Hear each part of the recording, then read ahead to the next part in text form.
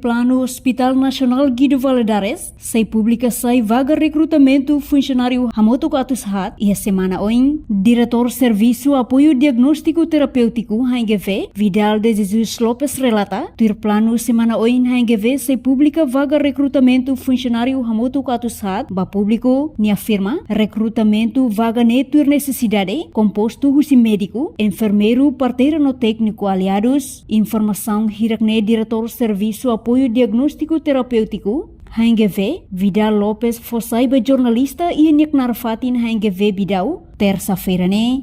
Recrutamento, aproveitamos a ocasião, né, de forma pública. O Hospital Nacional prevê orçamento para recrutamento da time, né? Recrutamento de funcionários, seja tanto médico, parteira, enfermeiros, técnicos aliados, um assistente de enfermeiro, sim. Mas o orçamento prevê processo administrativo dentro do Ministério da Saúde, a função pública, municipal, tentativamente semana oin a misi takasai o público de aplicar de ser mais concorre para por volta de 400 e tal.